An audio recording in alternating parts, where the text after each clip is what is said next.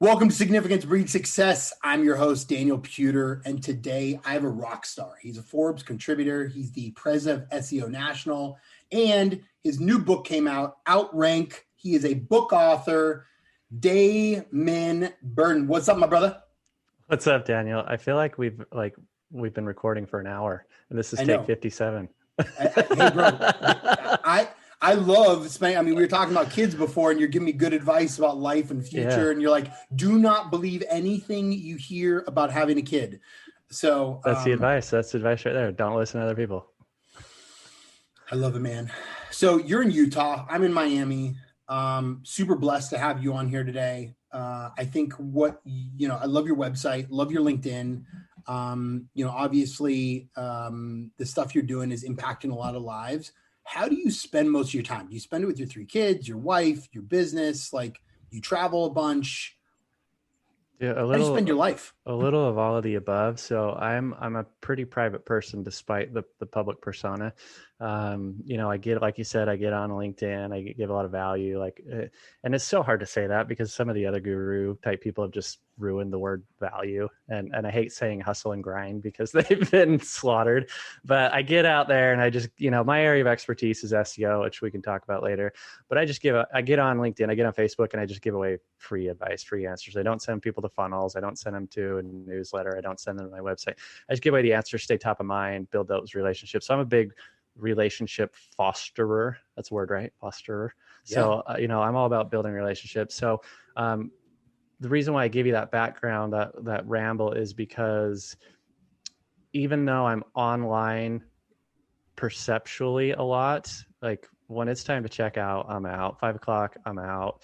I don't give my clients my cell phone number. I don't have Messenger on my phone. I don't have email on my phone. So like you were saying, you and I were talking about family before we jumped on. So I really prioritize family time as much as possible, given being an entrepreneur. So I have to have those hard stops because I'm an entrepreneur at heart, where I just want to go 24/7. So if I don't put those hard stops in place, it just ain't going to happen. So, I usually wake up at like 5, do a couple hours before the kids wake up, then hang out with them for an hour. If it's Miami type weather, which I'm in Utah, so that's not going on right now, then I'll walk them to school. 3:30 is blocked off on the calendar as well, so I can go pick them up. And I take naps in the middle of the day. I got a big bean bag next to me because in the summer I take naps on the trampoline, but it's not summer anymore, so I bought a bean bag. Look at this. Look at right behind me. Look at that. Yeah, baby. Bean bag. I just you probably can't see mine. I don't want to screw this up. You can see I see it, the brown one. Yep, right there. Yeah. Like 6-foot bean bag. So I do whatever I want is how I spend my day. I love it. But how long? I mean, people say they want that life. I do too, right? But at the end of the day, I have 30 staff, some partners, some companies. I can choose and pick my days, right? But how long it took me 10 years to get there? It was probably about 10 years. Yeah. So it's pretty amazing but I put more time in. Like, I didn't do like 6 to 5, right? And take some naps in the beginning. I did like 8 years of like 80 to 100 hours a week. And this is like my first year that I actually have the ability to and it's interesting because I have a kid and this is the first year. Yeah. Just in time. It was the kid that forced you into that first year, huh? You're like, I need to take some time. It's a blessing to spend time with him. Like, I love just like some nights I'll just like, he'll want to sleep on me, right? Like, he's not sleeping well, or he gets a little gas, and I just love spending time with him. Yeah. Yeah, no, it's super cool. I got 3 kids, and that actually kind of plays a part in the cycle of things. So I've been self-employed for almost 15 years, and it probably took me, it was probably about the 10-year mark before things were, super fortunate to be in the position where, like you said, other people would probably look at it on paper and be like, that's kind of what I'm aiming for. But I could kind of give you an abbreviated evolution of my career. The first year or two, I was just kind of a solopreneur because I was mid-20s, and that was good enough. It was cool, like being self-employed. And then after about a year or two, I kind of took a step back and said, I really have an opportunity here. I should do something with it. And so then I started hiring VAs, and then I did that for 2, 3, 4 more years. And then I kind of had a perfect storm of a bunch of things, but the short explanation, the Cliff Notes is I was listening to E-Myth Revisited and I was listening to 4 Hour Work Week. And then I had a VC company approach me. And so I ended up declining the VC discussions because it just didn't feel right. And then E-Myth Revisited, if you haven't listened to it or read it, it's basically about build your company on processes. So it's dependent on those processes instead of employees. But then then 4 Hour Work Week is about how to kind of hack those processes. So I want to add an asterisk there. Don't hack your processes until you know what they are. So, listen to E-Myth Revisited first if you're taking notes here, because it'll really help you understand, like, where do I start? How do I build my foundation? How do I scale? Then once you get it dialed in, then you can figure out how to streamline that a little bit more and potentially cut corners a little bit. But so I went through that.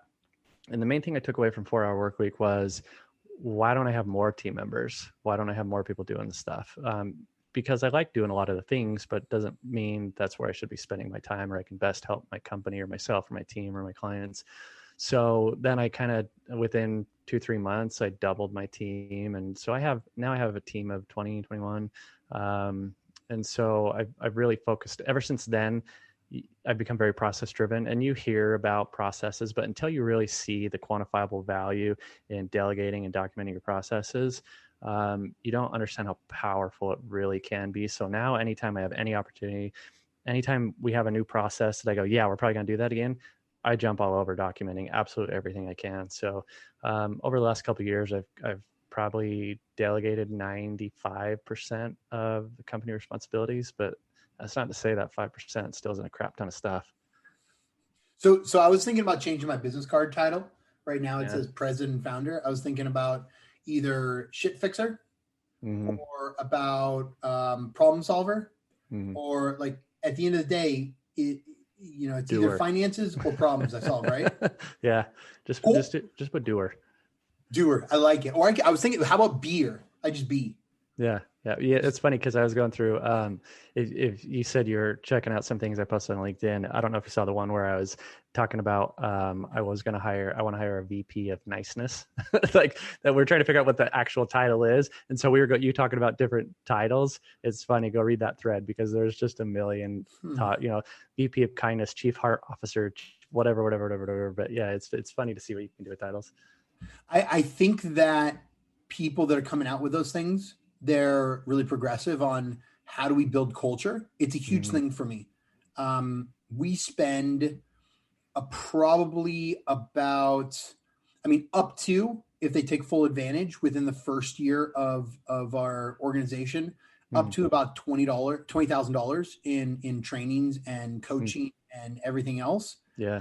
And within 3 to 5 years, it'd probably be about 50 to 100,000 that will be able to give them different experiences. We're bringing in 2 different speakers, minimum a year, or trainers that are my, like, personal friends and coaches and add value to my life, just because I'm really picky on who I put in front of them.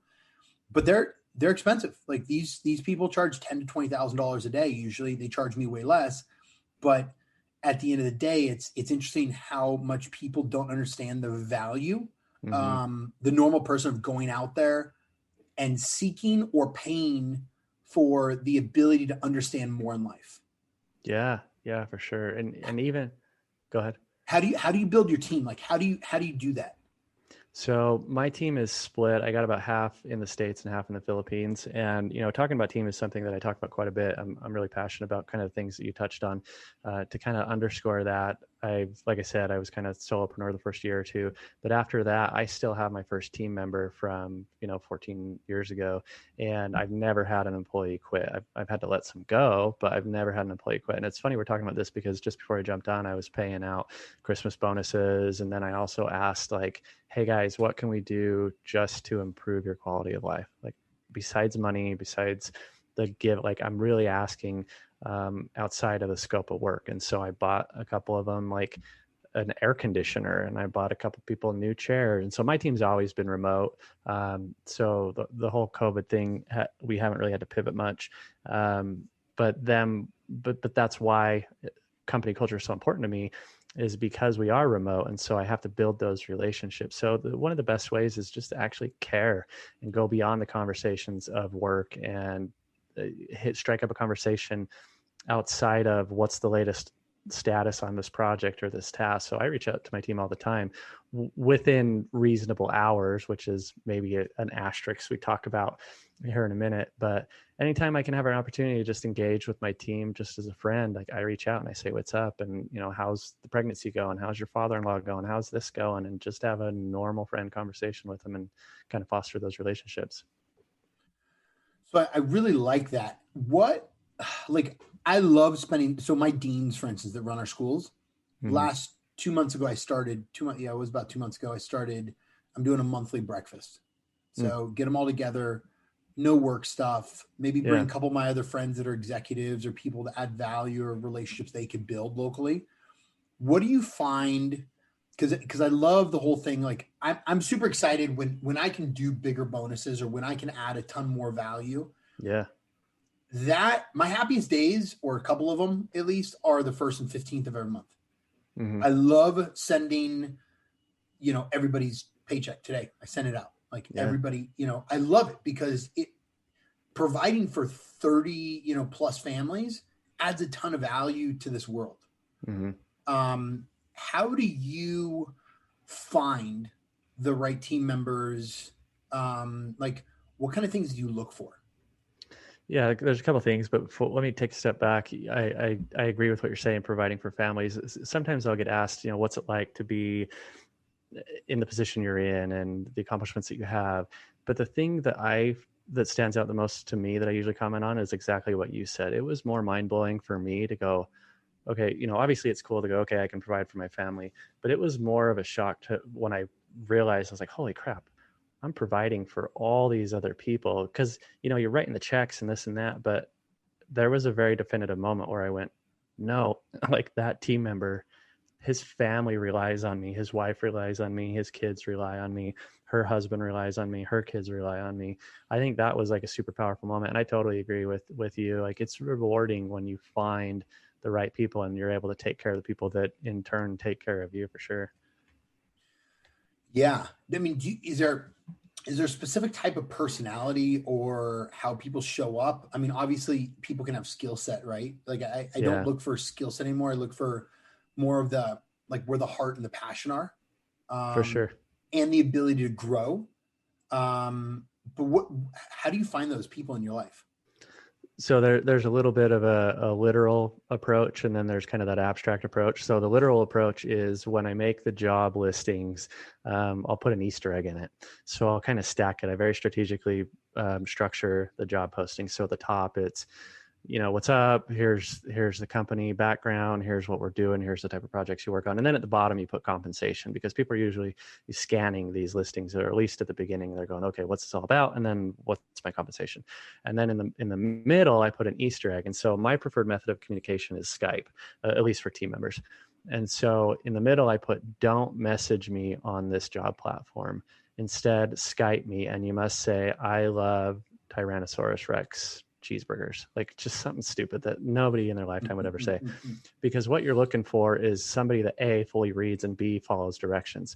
So if they message me on the platform, I don't even look at it. And I went through, that was a learning curve for myself. I went through the process where I was like, I'd see the job applications coming in, and I'd be enticed by the shiny object. And so I'd go look at the applicants, and there was a lot of great applicants. So in my mind, I said, well, they didn't follow the directions, but let's give them a chance. And it never worked out. And so I just stopped looking at those applicants entirely, which is awesome because it filters out and saves you so much time. I mean, that's at least half of the applicants that I don't have to look at anymore. So then the other half that come in, the majority of them that follow through and message on Skype, probably 70% of them will add the T-Rex comment or whatever I throw at them. But the 30% that don't, I don't accept those either. And so this just helps you whittle the applicants down, which is awesome because you find a better person by spending less time. Then the last one, I totally agree with you. You can find a million people to do web design, copywriting, whatever it is you're hiring for. So my final decision is not based on skill set. It's the gut reaction. It's how does the conversation go? Do I feel like they can be somebody that can continue the culture and the feel and the vibe that we have amongst the team, and the communication that we already have, and the relationships that we've built? So the final decision is definitely more of an intuition play. I really like that. So I just put up a job posting 2 weeks ago, and for a videographer that I need to hire for my agency.